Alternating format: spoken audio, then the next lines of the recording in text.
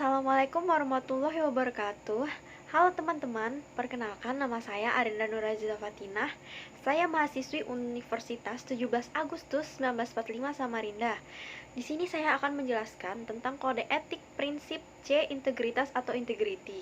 Oke, sedangkan menurut KBBI, integritas adalah suatu mutu sifat atau keadaan yang menunjukkan satu kesatuan yang utuh sehingga memiliki potensi dan kemampuan yang memancarkan kewibawaan serta kejujuran. Pada kode etik HIMSI, prinsip integritas ini termasuk ke dalam prinsip B, yaitu tentang integritas dan sikap ilmiah. Poin pertama dari prinsip ini adalah 1. Psikolog atau ilmuwan psikologi harus mendasarkan pada dasar dan etika ilmiah, terutama pada pengetahuan yang sudah diyakini kebenarannya oleh komunitas psikologi. Jadi, seorang psikolog atau ilmuwan psikologi harus mempercayai ataupun menggunakan wawasan informasi dan juga pengetahuan yang sudah diyakini kebenarannya.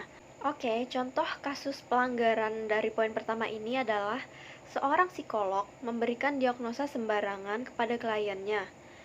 Seharusnya psikolog tidak boleh memberikan diagnosa yang sembarangan. Ia harus memberikan diagnosa yang sesuai dengan pengetahuan atau informasi yang sudah diyakini kebenarannya oleh komunitas psikologi. Untuk poin kedua adalah psikolog dan atau ilmuwan psikologi senantiasa menjaga ketepatan, kejujuran, kebenaran dalam keilmuan, pengajaran, pengamalan, dan praktik psikologi. Contoh pelanggaran di poin ini adalah seorang psikolog membohongi kliennya demi mendapatkan honor yang lebih. Seharusnya, seorang psikolog harus menjaga kejujuran dan kebenaran karena ia harus menjaga integritas dirinya demi kebaikan kliennya. Poin ketiga adalah psikolog dan atau ilmuwan psikologi tidak boleh mencuri, berbohong, terlibat pemalsuan, tipuan atau distorsi fakta yang direncanakan dengan sengaja memberikan fakta-fakta yang tidak benar. Contoh pelanggarannya adalah seorang psikolog memalsukan diagnosis kliennya untuk kepentingan pribadi. Seharusnya, seorang psikolog tidak boleh memalsukan hasil diagnosis kliennya, apalagi untuk kepentingan pribadi.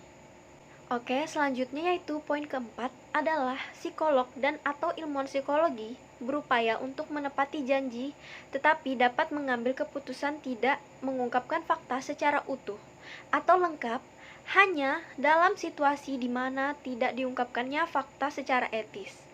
Dapat dipertanggungjawabkan untuk meminimalkan dampak buruk bagi pengguna layanan psikologi.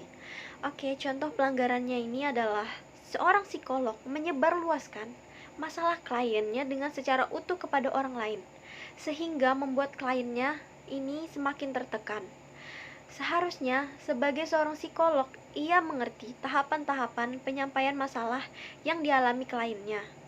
Poin terakhir atau poin kelima yaitu psikolog dan atau ilmuwan psikologi memiliki kewajiban untuk mempertimbangkan kebutuhan, konsekuensi, dan bertanggungjawaban untuk memperbaiki ketidakpercayaan atau akibat buruk yang muncul dari penggunaan teknik psikologi yang digunakan. Seorang psikologi diwajibkan atau diharuskan untuk mengetahui dampak yang akan terjadi kepada kliennya ketika teknik yang digunakan akan diberikan kepada kliennya ini. Contoh pelanggarannya yaitu seorang psikolog dengan jelas melakukan kesalahan diagnosis kepada kliennya tetapi tidak mau bertanggung jawab.